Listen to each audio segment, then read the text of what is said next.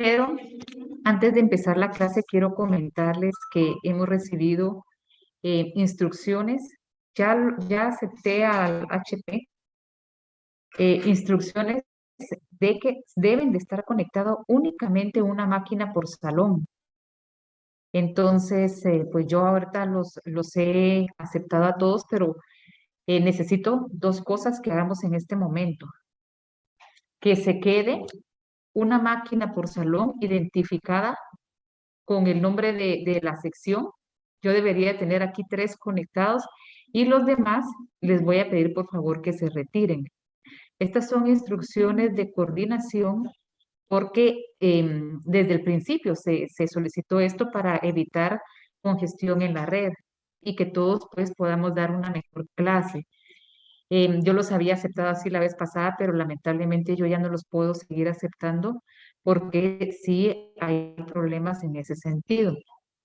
Entonces, antes de que coordinación empiece a tomar otro tipo de medidas, les voy a pedir que por favor se retiren. ¿Quién más me está pidiendo?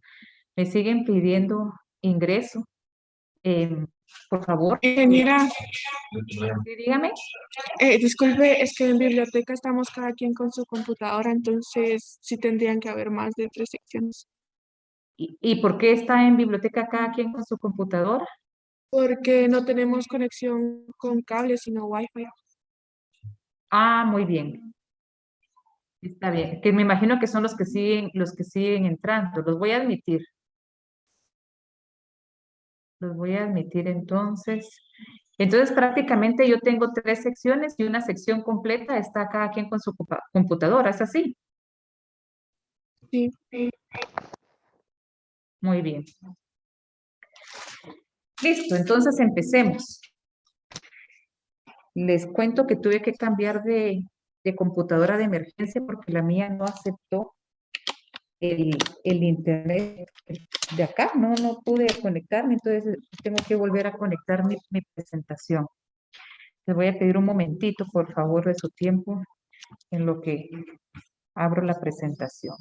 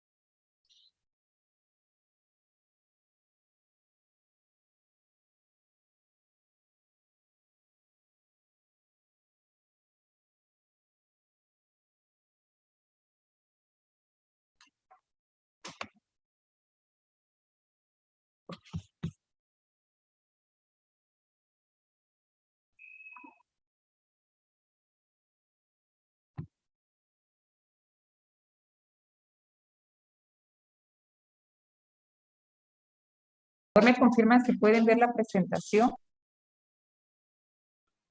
Sí, ingeniera. Sí. Muy bien, gracias.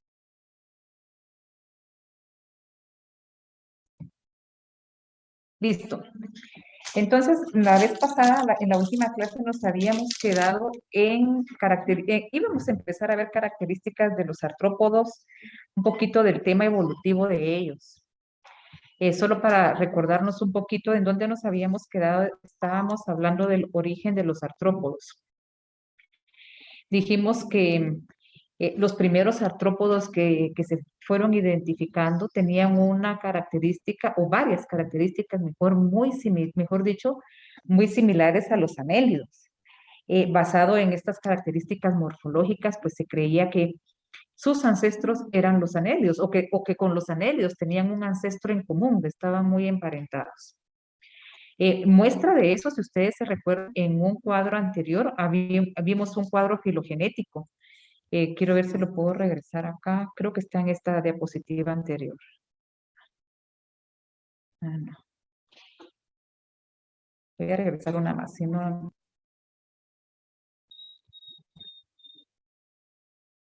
No. Bueno, en una diapositiva anterior nosotros estábamos viendo que los artrópodos en un árbol filogenético, es decir, recordarnos un poco de la filogenia, es aquella que estudia el parentesco o las relaciones en común a nivel molecular, es decir, genético. Entonces, con estos estudios filogenéticos, lo que inicialmente se pensaba que el ancestro común de los artrópodos era el mismo con los anélidos, pues se llegó a comprobar y lo vimos en ese árbol, en cómo teníamos un ancestro común, teníamos todos los grupos de artrópodos, es decir, los arácnidos, los insectos, los crustáceos, y también teníamos a los anélidos formando otra rama dentro de este mismo ancestro en común. Aquellas características morfológicas que se identificaron desde un principio era que los artrópodos inicialmente sí tenían un cuerpo blando. Parte de estos procesos evolutivos de los artrópodos fue que se fue esclerosando, que fue surgiendo su exoesqueleto, su cubierta se fue esclerosando, es decir, que se fue volviendo más dura, al punto de desarrollar su exoesqueleto, pero realmente ellos tenían un cuerpo blando y alargado. Y ahí en la imagen que ustedes pueden ver es precisamente eso lo que está expuesto. Tenemos un artrópodo muy primitivo acá. Solo quiero ver si puedo poner el puntero. Entonces, acá tenemos un artrópodo muy primitivo, por un lado, y tenemos a los anélidos. Entonces, teníamos en común ese cuerpo alargado, un cuerpo blando, un cuerpo segmentado también. Desde el principio los artrópodos ya tenían su cuerpo segmentado. En el caso de las patas, ellos presentaron patas cuando las desarrollaron y desarrollaron patas segmentadas. El proceso de desarrollo de las patas se fue dando paulatinamente. Iniciaron con unos apéndices cortos en cada uno de los segmentos. Posteriormente, estos apéndices se fueron alargando, se fueron segmentando hasta desarrollar completamente las patas. Ah, aquí está el cuadro que yo les quería mostrar. Lo estaba buscando antes y aquí está. Entonces, decimos que la filogenia, esto ya lo habíamos visto, ¿verdad? Es la que entonces nos sugiere qué parentescos tienen ellos genéticamente, nos ayuda a hacer estudios de procesos evolutivos a nivel genético. Y aquí en este arbolito que estamos viendo aquí, así se llama esto se llama árbol filogenético, que entonces me permite hacer esa comparación del parentesco que hay. Entonces aquí tenemos un ancestro en común, aquí tenemos a los anélidos, y de este ancestro en común está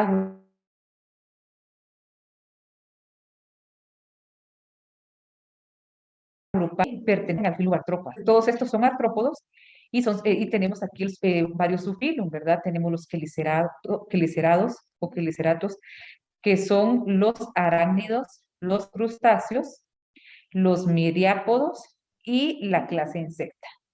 Todos ellos forman una rama, sin embargo, dentro de estas ramas, también si hacemos lectura de este árbol filogenético, también podemos apreciar que, por ejemplo, la clase insecta, es decir, los insectos, están mucho más cercanos con los miriápodos. Dentro de los miriápodos tenemos a los 100 pies y 1000 pies, entonces ellos están mucho más cercanos ellos dos en comparación con los quelicerados y los crustáceos.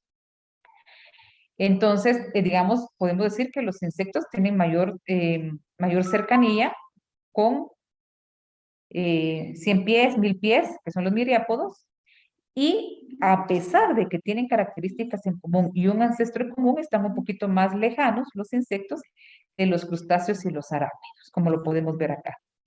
Pero sí, aquí podemos ver claramente que los anélidos tienen este mismo ancestro común, por eso se cree que el ancestro de los artrópodos son los anélidos.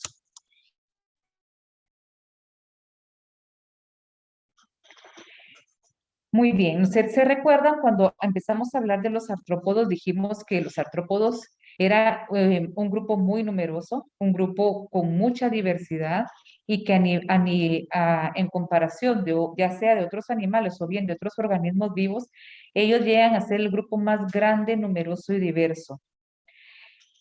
varias características le han llegado a dar este éxito a los artrópodos como grupo. Es un éxito que a través de los años, si ustedes también en las diapositivas anteriores, aquí las pasé muy rápidamente el día de hoy porque retrocedí, pero que sí la vimos detenidamente en la clase anterior, nosotros pudimos observar que los artrópodos, pues desde los primeros organismos vivos que empezaron a surgir en el planeta Tierra, ellos son, digamos que de los más primitivos. Pero entonces, ¿qué características le dieron este éxito a ellos como grupo?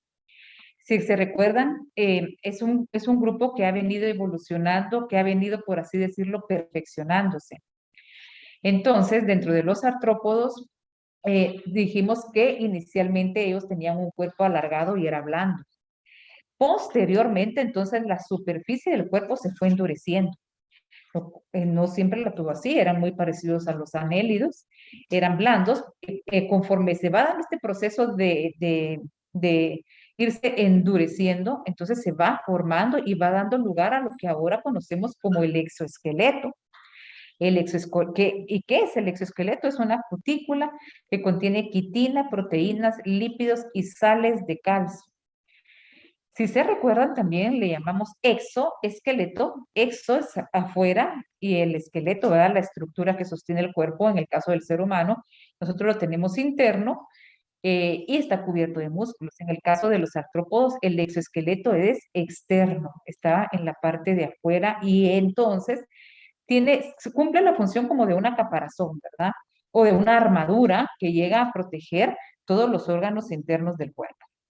Entonces, esta es una de las características que se fueron presentando dentro de un proceso evolutivo y es una de las principales características que los distingue a ellos como grupo, por un lado, y por otro lado, que le han llegado a dar este éxito que a través de cientos de millones de años en un proceso evolutivo, ellos han logrado mantenerse en el planeta Tierra.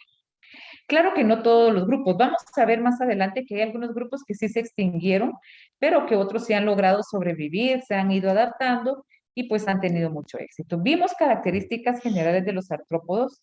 Si se recuerdan, también vimos, dentro de estas que vimos, la simetría bilateral, que hablábamos que como dice, dos lateral de lados que son iguales, dos lados son iguales. Si partimos a una figura en dos, la mitad de su lado izquierdo, por así decirlo, con la del derecho son iguales. A eso se refiere la simetría bilateral. Y es una de las características de los artrópodos, como lo que estamos viendo acá. ¿Y con quién lo podemos comparar en una simetría bilateral? Con el cuerpo del ser humano, que también nosotros presentamos una simetría bilateral. La presencia de un exoesqueleto, que ya hablamos, ¿verdad? Esa estructura rígida que sirve de protección al cuerpo de los artrópodos. También otra función del exoesqueleto es protegerlo para evitar la pérdida de agua. Ellos son muy pequeños, ellos no tienen una ingesta muy grande de agua, entonces es muy importante conservar su agua en el cuerpo. Y el exoesqueleto también ayuda a eso, además de protegerse contra golpes, contra enemigos naturales, que también tiene esa función. Luego, otra característica de los artrópodos es que ellos presentan apéndices articulados. Los apéndices son estructuras externas del cuerpo, que están pues adheridas al cuerpo, pero son estructuras externas, como por ejemplo lo que podemos ver acá, antenas, patas, algunas estructuras para nadar. Aquí tenemos señalado en color para defensa, que también puede ser defensa o cacería para atrapar a la presa y alimentarse, ¿verdad?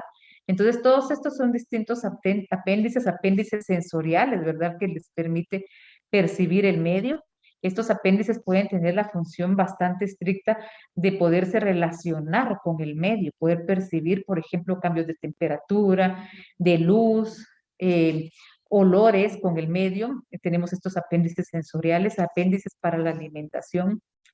Estos apéndices también pueden ser articulados, que serían sus piezas bucales para nadar, para caminar, que serían los apéndices de locomoción.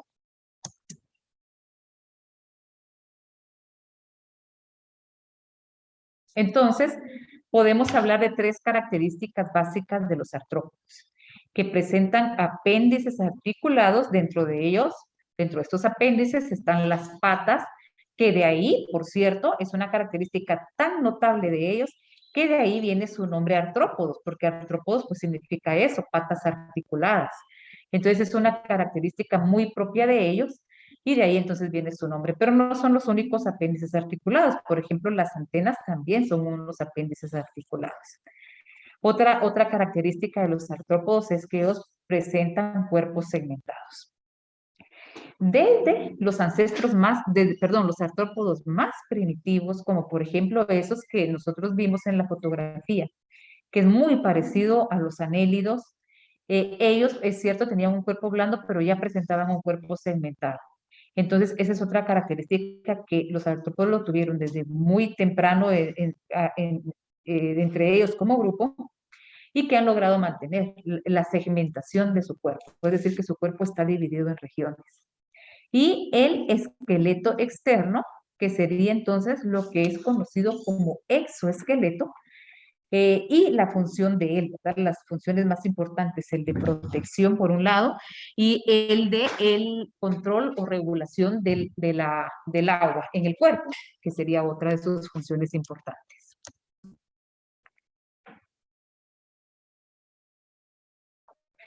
Pero no siempre tuvieron ellos ventajas. Ellos, en el proceso evolutivo de los artrópodos, ellos presentaron algunas desventajas que era necesario poder superarlas, por así decirlo. Por ejemplo, en un principio ellos tenían una respiración semejante a los anélidos. Era una respiración que era muy difícil para ellos respirar, una respiración cutánea a través de la piel. Proceso que se fue perfeccionando y ellos fueron cambiando su sistema de respiración. Ellos también tenían una dificultad para el crecimiento. Esa dificultad se dio cuando se desarrolló el exoesqueleto. El exoesqueleto es una estructura tan rígida, es decir, tan dura, que era muy difícil que se pudiera presentar un crecimiento con una estructura de esta forma. Entonces ellos tuvieron que evolucionar y tener otra forma de crecimiento, que lo vamos a ver más adelante. Una dificultad para el movimiento. El mismo desarrollo del exoesqueleto, esta estructura tan rígida y tan dura, también vino en algún momento venir a presentar una desventaja, porque tenían un movimiento muy limitado, y ese movimiento limitado venía a ser bien difícil, por ejemplo, para el apareamiento, un movimiento limitado que tenían como desventaja para ir a buscar alimento o atrapar alguna presa, o bien para huir de los enemigos naturales, enemigos que se pudieran presentar, otros depredadores. Así que era muy importante también superar esta dificultad. Dígame, Josué España. Y en esto pasó anteriormente, no es actualmente. ¿Cómo? Estas desventajas son de los antepasados. Exactamente, estoy hablando de los antepasados. Ahorita solo estamos hablando qué se fue presentando en su proceso evolutivo, y vamos a ver ahora, de acá en adelante, en la siguiente diapositiva, cómo lo lograron superar. Esto es del pasado. Entonces, tuvieron esta dificultad para el crecimiento, como ya habíamos dicho, y para el movimiento, como por ejemplo en busca de alimento, apareamiento, huir de los enemigos naturales o de cualquier otro peligro, esconderse. El tamaño grande que ellos tuvieron en un principio también fue una dificultad, porque no tenían esa ventaja de poder esconderse, por ejemplo, también de enemigos naturales, o de encontrar más fácilmente un refugio ante algunas condiciones quizás adversas, como las condiciones climáticas. Entonces, desventajas de los antepasados en el proceso evolutivo, que ellos lograron superar. Veamos acá el primer ejemplo de cómo lograron superar esto. Entonces, ¿cómo es actualmente el crecimiento de los artrópodos? Dijimos que anteriormente ese exoesqueleto era una desventaja. Entonces, en este proceso evolutivo, ellos lograron encontrar una forma, a la que actualmente se conoce como muda. Muda es el proceso entonces en el que se da un desprendimiento del exoesqueleto. Entonces el artrópodo sale de su exoesqueleto, sale con un cuerpo blando, no tiene un exoesqueleto endurecido. Ese cuerpo blando le permite salir del exoesqueleto, como lo que estamos viendo en esta imagen, con mayor facilidad. Ya afuera de ese exoesqueleto, entonces ya empieza a endurecerse nuevamente. Y de esta forma se puede dar este proceso de crecimiento, ¿verdad? Que se va dando, por ejemplo, en algunos artrópodos dentro de un proceso de la metamorfosis, en esos cambios que se van dando en su ciclo de vida. Entonces, lo que estamos viendo acá en esta imagen es precisamente ese proceso, en donde él está saliendo de un exoesqueleto viejo, sale con un cuerpo blando, el cuerpo blando le permite tener cierta movilidad para irse desprendiendo fácilmente de este exoesqueleto y ya afuera endurece nuevamente. Esto, entonces, el proceso se llama muda, esto que estamos viendo acá. Y este exoesqueleto viejo que queda se llama exuvia, es lo que queda. Eso pues es un material muerto, ¿verdad? Que queda vacío. Yo pienso que muchos de ustedes se han encontrado con algún exoesqueleto de algún insecto en el campo, más de alguna vez, la chicharra, por ejemplo. Estoy segura que más de algunos de ustedes sí ya los han visto. Entonces, eso que ellos dejan allí se llama exuvia. Y el proceso se llama muda, el proceso para este caso.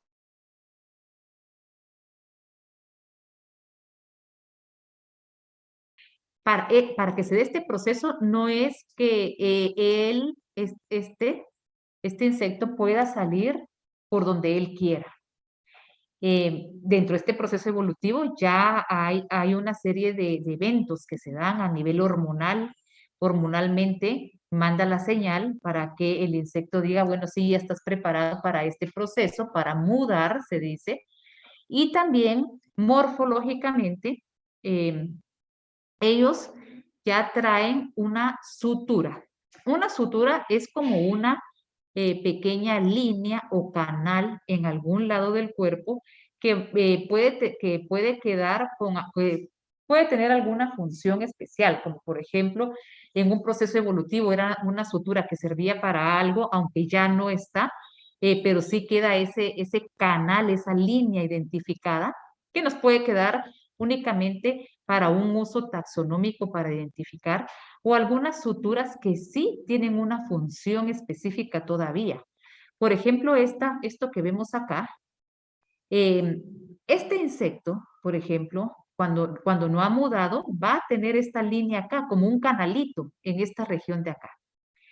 Esa se llama sutura y ya está diseñada para abrirse cuando hormonalmente mandan las señales, y decir, es el proceso que se dé la muda.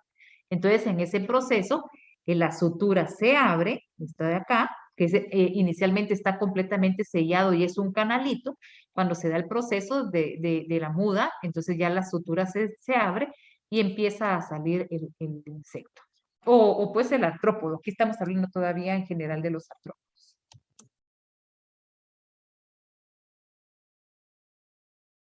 Luego, el movimiento de los artrópodos. Inicialmente dijimos, bueno, el exoesqueleto cuando viene a surgir, dijimos que sí tenía muchas ventajas, le servía de protección, ¿verdad? Regulaba la pérdida del agua en el cuerpo, que es bien importante en los artrópodos. Sin embargo, era necesario perfeccionar, digámoslo así, anatómicamente, el exoesqueleto o la morfología del exoesqueleto del artrópodo. Entonces, en ese proceso de perfeccionamiento se fueron desarrollando o se fueron dando algunos cambios en los apéndices de los artrópodos. Dijimos que los apéndices son estas estructuras externas del cuerpo, del insecto. Por ejemplo, esta pata. Estas patas, si ustedes pueden ver, tal vez acá donde voy a pasar el puntero, aquí tenemos las regiones o las divisiones o las articulaciones, dicho de otra forma. que en realidad esas divisiones son articulaciones, de ahí viene su nombre, las patas articuladas. Inicialmente, en el proceso evolutivo, estos, por ejemplo, solo tenían un pequeño apéndice, luego este apéndice creció, pero no tenía articulación, luego se fue perfeccionando la articulación. Entonces, la articulación se da cuando tenemos estas regiones extremas que pueden llegar a ser un poco más delgadas que otras regiones, por ejemplo, en este caso de la pata, para que se dé el movimiento. Entonces, tener este adelgazamiento acá, esto permite un mejor movimiento de la pieza, es decir, por ejemplo, del apéndice, que en este caso pueden ser patas o bien las antenas también, ¿verdad? Entonces, esa articulación es bien importante y es parte del proceso evolutivo. Entonces, dijimos que la articulación son estas regiones que son más delgadas para que le permite tener una mejor movilidad ese apéndice.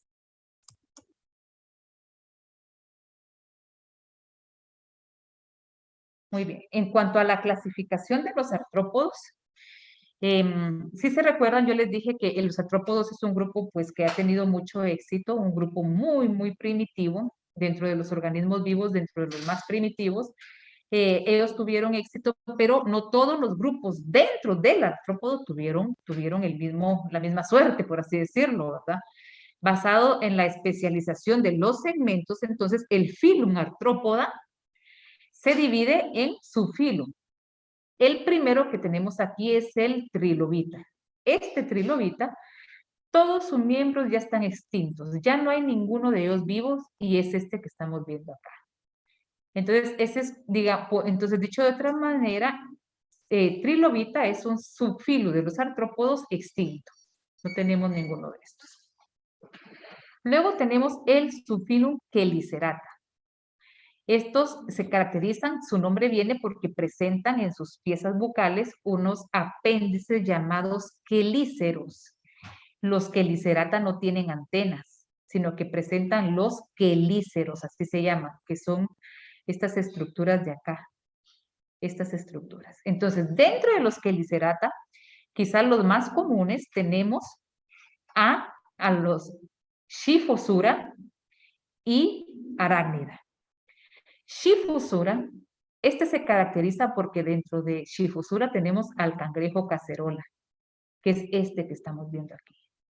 Este es uno de los organismos vivos y dentro de los artrópodos de las especies más primitivas que aún viven y que han tenido poca evolución. Han cambiado poco, han tenido que modificar poco, se han logrado mantener, son muy, muy primitivos y han tenido muy poca modificación. Aún los tenemos presentes y son de los más primitivos que hay. Entonces, este es el cangrejo cacerola, que es este que estamos viendo acá. Luego tenemos a la clase arácnida del subfilo Chelicerata. Entonces, quiere decir que los arácnidos se caracterizan porque ellos no presentan antenas, sino que presentan quelíceros.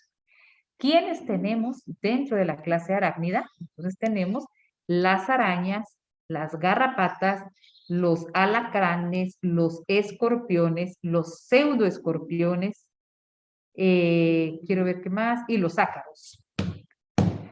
Garrapatas ya dije, ¿verdad? Ácaros también. Muy bien.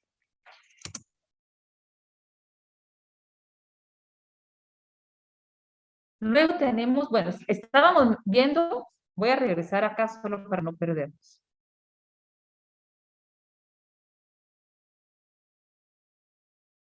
Estábamos viendo entonces al subfilo Chelicerata.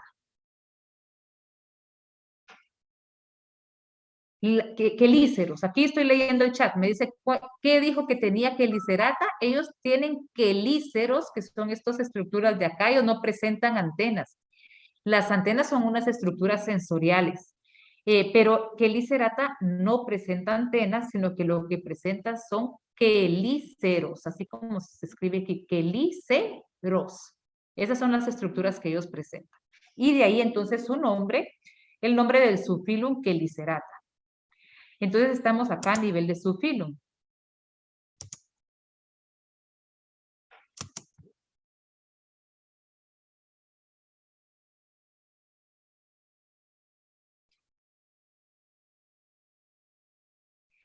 Luego tenemos a un grupo que este grupo no tiene un nivel taxonómico, simplemente es una característica que nos permite agrupar a varios subfilum. Si se recuerdan, acabamos de ver el subfilum Chelicerata. Luego vamos a ver a un grupo que son los mandibulata, que son los que se presentan mandíbulas, pero ellos no son subfilum, es un grupo que no tiene nivel taxonómico. Solo es un grupo que nos ayuda a identificarlo. Él no tiene nivel taxonómico, o sea que no es subfilum, no es clase, no es nada de eso.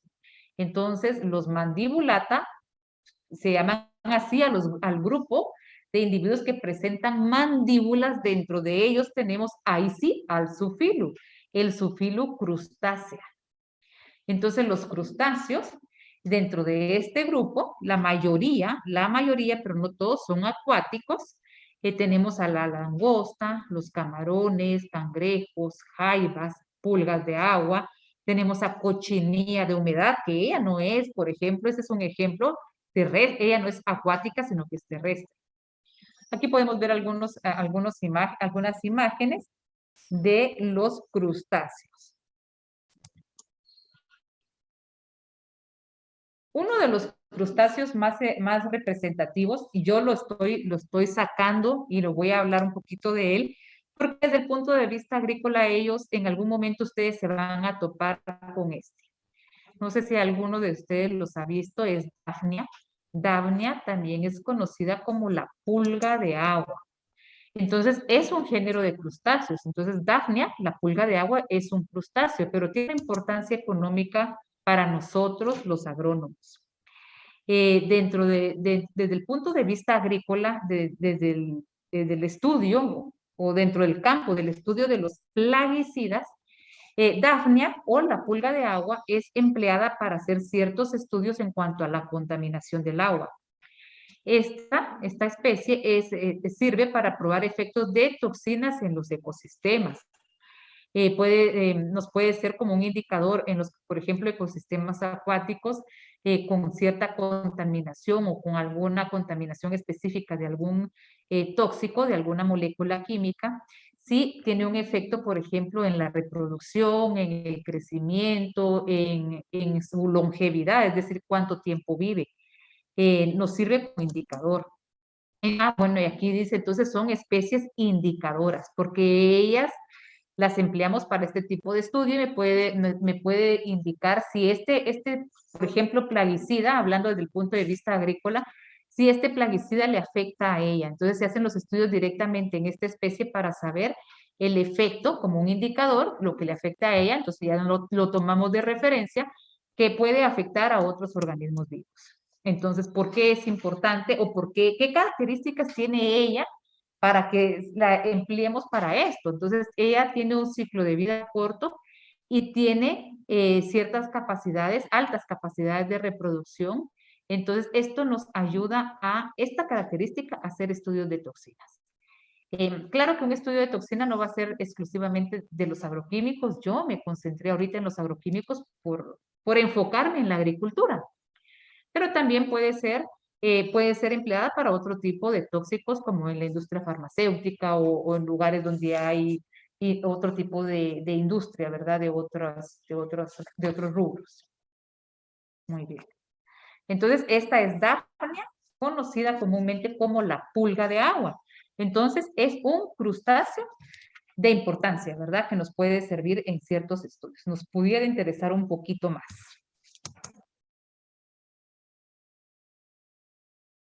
Seguimos dentro del grupo mandibulata. Dijimos que el grupo mandibulata no tiene ningún nivel taxonómico, pero sí nos ayuda a clasificarlo por sus características. Y dentro entonces del grupo mandibulata tenemos a miriápodas.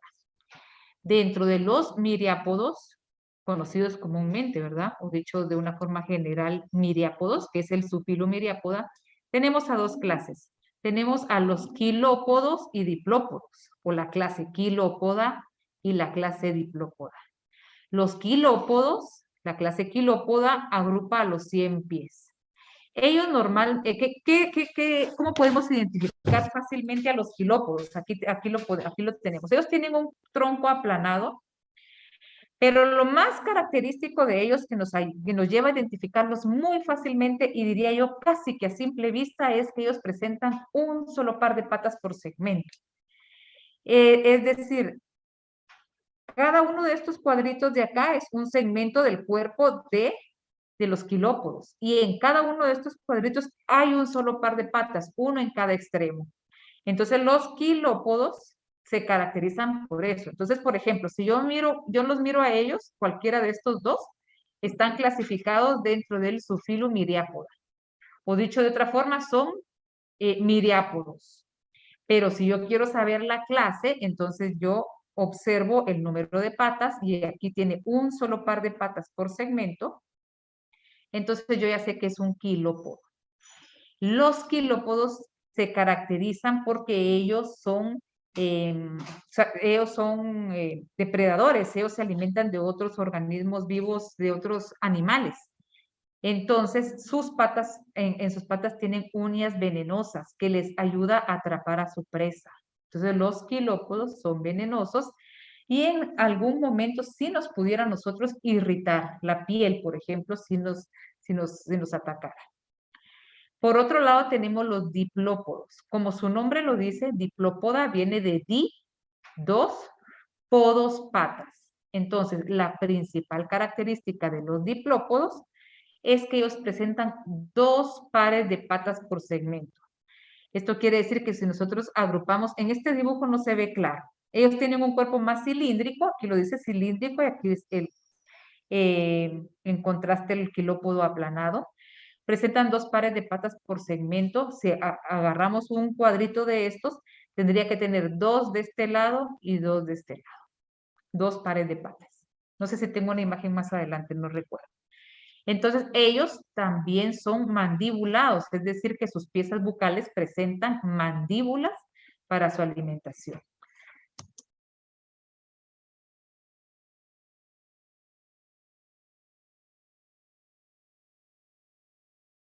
Estamos acá, ¿verdad? ¿Puedo avanzar?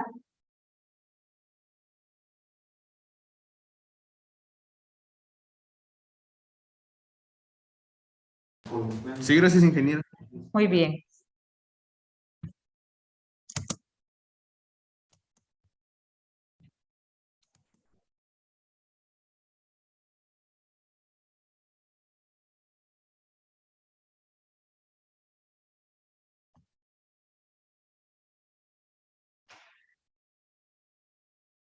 Exactamente. Estoy leyendo el chat. Aquí me preguntan si la clase quilópoda y los quilópodos son lo mismo. Sí, es muy común que nosotros lo digamos así. Por ejemplo, tenemos la clase quilópoda, le decimos quilópodos. Tenemos al subfilo miriápoda y le decimos los miriápodos. Tenemos, por ejemplo, el orden coleóptera y le decimos coleópteros. Tenemos la clase insecta y le decimos insectos. Entonces es muy común que le damos una como pequeña modificación al nombre en realidad para hablar generalmente de ellos, ¿verdad? Pero la forma, el nombre correcto cuando hablamos a nivel taxonómico es clase quilópoda. Muy bien. Entonces continuamos, ya dijimos, lo he dicho varias veces, mandibulados, no pertenece a ningún nivel taxonómico, solo me indica la característica. Dentro de ellos tenemos al otro subfilum, porque hemos estado viendo subfilum del orden, perdón, subfilum del filum Artrópoda. Entonces, solo voy a poner el puntero. Entonces, en este subfilum de los hexápodos, ellos se caracterizan, como su nombre lo indica, que presentan bien hexa, 6, poda, patas. Entonces, el subfilo hexápoda se caracteriza porque tiene 3 pares de patas. Dijimos que los artrópodos tienen una simetría bilateral, es decir, que si yo parto por la mitad acá, conforme voy pasando el puntero, lo parto por la mitad, lo mismo que hay de este lado, lo voy a encontrar de este lado. Entonces, ellos tienen 6 patas, pero con la simetría bilateral, entonces, por eso decimos 2 pares de patas por segmento, ¿verdad? Porque está ubicado en el mismo lugar, por la misma característica propia de los artrópodos de presentar una simetría bilateral. Entonces, del subfilo hexápoda, que se caracteriza porque tiene 3 pares de patas, está la clase insecta. ¿Y quiénes están dentro de la clase insecta? Todos los que conocemos como insectos, ¿verdad? Las abejas, hormigas, mosquitos, mariposas, etcétera. Entonces, ¿qué es donde nosotros ya nos vamos a concentrar de aquí en adelante, ¿verdad? Vamos a concentrarnos en la clase insecta. Terminamos de ver características generales de artrópodos y ya nos concentramos en la clase insecta. Algunas características que nos pueden ayudar de una forma muy sencilla, muy básica, para clasificar a los artrópodos. A través de una clave sencilla pudiéramos entonces decir que se dividen en 4 grupos, dijimos ya, ¿verdad? 4 grupos, y que serían Zoophyllum. Aunque este último es una clase, es el Zoophyllum hexápoda, y esta es una clase. Estos sí son Zoophyllum, estos 3. Entonces, la clave para clasificar a los artrópodos basado en el número de patas es la siguiente. Artrópodos que presentan 3 pares de patas, aquí dentro de estos son los insectos, que serían los hexápodos, pero lo que más vamos a utilizar nosotros son los insectos, la clase insecta. Luego, artrópodos con 4 pares de patas son los quelicerados, son los que presentan, dijimos, quelíceros, y dentro de ellos están los arácnidos, que presentan 4 pares de patas.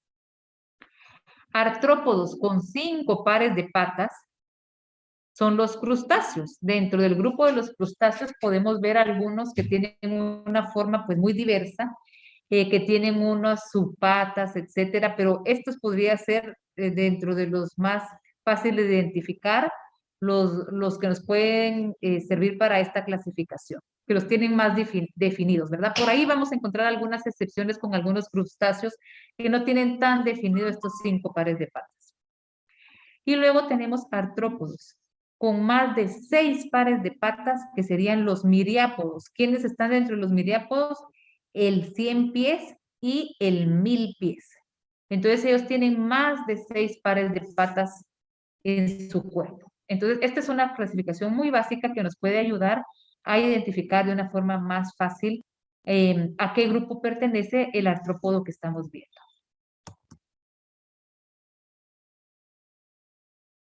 Veamos entonces, dentro del subfilum Chelicerata, vamos a ver a la clase arácnida, que son los arácnidos. Aquí sería clase arácnida, que son los arácnidos. Entonces, ¿cuáles son las características de los arácnidos? Ellos tienen el cuerpo dividido en 2 regiones, que la voy a señalar con el puntero. Esta es una región y esta es otra región. Entonces, la primera región, ellos tienen unido la cabeza con el tórax, que es lo que conocemos como cefalotórax. Y la otra región es el abdomen. Entonces, los arácnidos o la clase arácnida presenta el cuerpo dividido en 2 regiones, que es el cefalotórax y el abdomen. Ellos presentan 4 pares de patas, ya sabemos que es un artrópodo, presenta simetría bilateral, entonces una a la par de otra, una en cada segmento que podemos observar.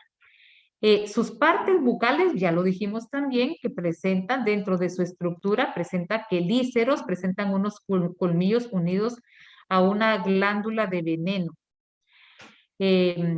No tienen antenas, ellos no tienen antenas, tiene 4 pares de ojos llamados ocelos, y la respiración es por tráqueas especiales. Aquí podemos ver el ejemplo de algunos artrópodos, arácnidos. De algunos arácnidos tenemos este que está acá, es un pseudoescorpión, y estos son los escorpiones. Este se le conoce como pseudoescorpión porque si ustedes pueden ver, vean toda la parte de enfrente, es igual a un escorpión, pero no tiene colita, por eso se le conoce como pseudoescorpión. Luego tenemos las arañas, tarántulas, ácaros, que esos son muchos de ellos pues serán de importancia agrícola. Tenemos a las garrapatas. Entonces todos ellos son arácnidos. Dígame, Oscar. Si no podría regresar a la anterior diapositiva, por favor. Ahora voy.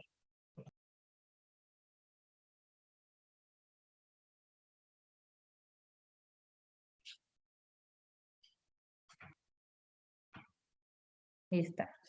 Me avisa cuando ya avance.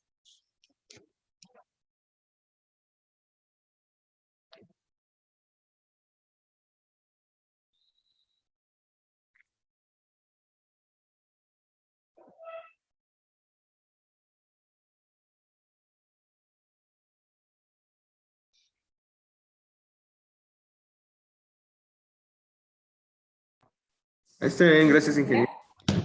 Muy bien. Entonces, estábamos viendo todas o la mayoría de diversidad de arácnidos que podemos encontrar. Los opiliones están acá también. Hay más variedad. Luego, tenemos, dijimos, dentro de los mandibulados, el Zoophilocrustacea. Ellos también presentan dos regiones en su cuerpo. Dos regiones, a las regiones del cuerpo también se le llama tagma. Tagma es sinónimo de región. Ellos presentan dos regiones, que es esta que está acá, es lo que se le conoce como cefalotórax. Cefalotórax, como ya lo explicamos una vez, está unido la cabeza con el tórax. Y de ahí entonces su nombre es cefalotórax y el abdomen. Cefalotórax y abdomen. ¿Ellos presentan cuerpo segmentado? Por supuesto que sí, porque sabemos que el cuerpo segmentado es una característica general de todos los artrópodos. Entonces, cuerpo segmentado presenta 2 pares de antenas, son estas de acá, 5 pares de patas, aquí dice variable porque es que sí puede haber algunas variantes acá en esta característica, pero de una forma general, 5 pares de patas. Presenta un exoesqueleto endurecido compuesto por calcio, además de quitina, que es una característica propia de los artrópodos.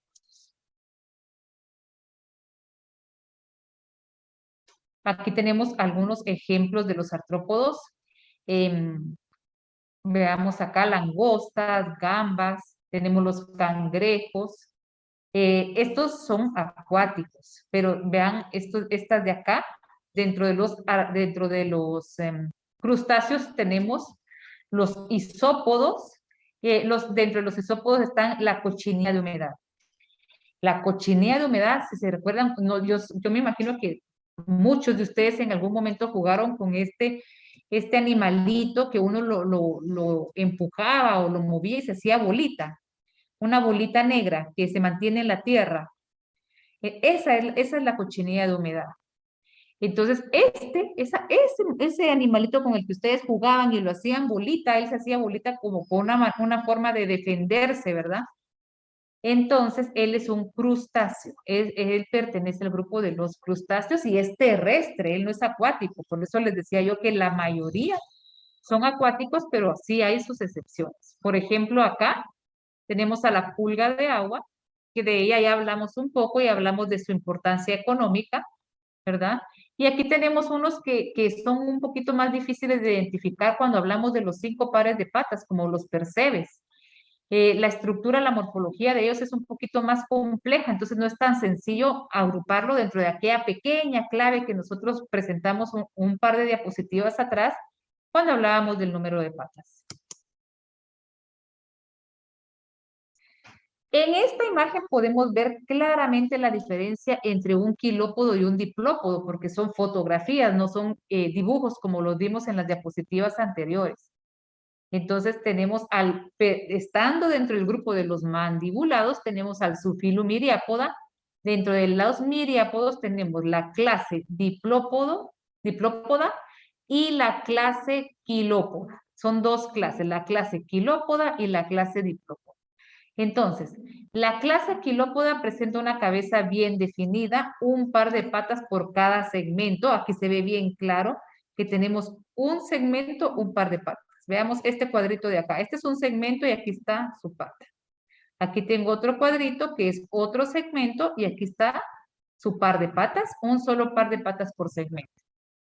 Luego tenemos los diplópodos. La clase diplópoda, ellos presentan una cabeza bien definida, 2 pares de pata por segmento que podemos ver aquí claramente. Aquí tengo, por ejemplo, este es un segmento y aquí hay 1 y 2.